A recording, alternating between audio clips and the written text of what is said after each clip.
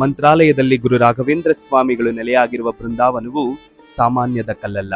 ಹಿಂದೆ ಗುರು ರಾಘವೇಂದ್ರ ಸ್ವಾಮಿಗಳು ತಾವು ಬೃಂದಾವನಸ್ಥರಾಗಲು ಸಮಯ ಹಾಗೆ ದಿನಾಂಕವನ್ನ ನಿಗದಿ ಮಾಡಿಬಿಡ್ತಾರೆ. ಆಗ ಭಕ್ತಾದಿಗಳೆಲ್ಲ ಗುರು ರಾಘವೇಂದ್ರ ಸ್ವಾಮಿಗಳನ್ನ ದುಃಖದಿಂದ ಹೋಗ್ಬೇಡಿ ಅಂತ ಬೇಡ್ಕೊಂತಾರೆ. ಆಗ್ಲೇ ದಿವಾನ ವೆಂಕಣ್ಣನವರು ಒಂದು ಸುಂದರ ಬೃಂದಾವನವನ್ನ ತಯಾರು ಮಾಡಿ ಗುರು ರಾಘವೇಂದ್ರ ಸ್ವಾಮಿಗಳ ಮುಂದೆ ತರ್ತಾರೆ. ಗುರು ರಾಯರು ಅದನ್ನ ನೋಡಿ, ಈ ಬೃಂದಾವನವು ನನಗಲ್ಲ, ನಮ್ಮ ಪರಂಪರೆಯಲ್ಲಿ ಮುಂದೆ ವಾದೀಂದ್ರ ತೀರ್ಥರು ಬರ್ತಾರೆ, ಅವರಿಗಾಗಿ ಈ ಬೃಂದಾವನವನ್ನ ನಿಗದಿ ಮಾಡಿ ಅಂತ ಆಜ್ಞಾಪಿಸ್ತಾರೆ. ಈಗಲೂ ಮಂತ್ರಾಲಯದಲ್ಲಿ ಗುರು ರಾಯರ ಬೃಂದಾವನ ಪಕ್ಕದಲ್ಲಿ ನೀವು ವಾದೀಂದ್ರ ತೀರ್ಥರ ಬೃಂದಾವನವನ್ನ ಕಾಣಬಹುದು. ರಾಯರು ವೆಂಕಣ್ಣನವರಿಗೆ ನನ್ನ ಬೃಂದಾವನವನ್ನ ಮಾಡಲು ಈಗಾಗಲೇ ಒಂದು ಕಲ್ಲು ನಿಗದಿಯಾಗಿದೆ. ಅದು ಮಂತ್ರಾಲಯದಲ್ಲಿ ಮಾಧವಾರಂ ಹತ್ತಿರ ಇರೋ ಒಂದು ಜರಿಯ ಪಕ್ಕದಲ್ಲಿ ಇದೆ. ಅದನ್ನ ತಗೊಂಡ್ ಬನ್ನಿ ಅಂತ ದಿವಾನ ವೆಂಕಣ್ಣನವರಿಗೆ ಹೇಳಿದಾಗ ವೆಂಕಣ್ಣನವರು ಅದೇ ಕಲ್ಲು ಯಾಕೆ ಸ್ವಾಮಿ ಅಂತ ಕೇಳ್ತಾರೆ. ಗುರು ರಾಯರು ಉತ್ತರಿಸ್ತಾರೆ, ಆ ಕಲ್ಲು ಸಾಮಾನ್ಯವಾದದ್ದಲ್ಲ. ತ್ರೇತಾಯುಗದಲ್ಲಿ ಶ್ರೀರಾಮಚಂದ್ರರು ವಿಶ್ರಮಕ್ಕಾಗಿ ಕುಳಿತಿದ್ದ ಕಲ್ಲದು. ನಿಮ್ಮೆಲ್ಲರಿಗಾಗಿ ಬೃಂದಾವನದಲ್ಲಿ ನಾನಿದ್ದೇನೆ, ಆದ್ರೆ ನನ್ನ ಜೊತೆ ಶ್ರೀರಾಮ ಸದಾ ಇರ್ತಾನೆ ಅಂತ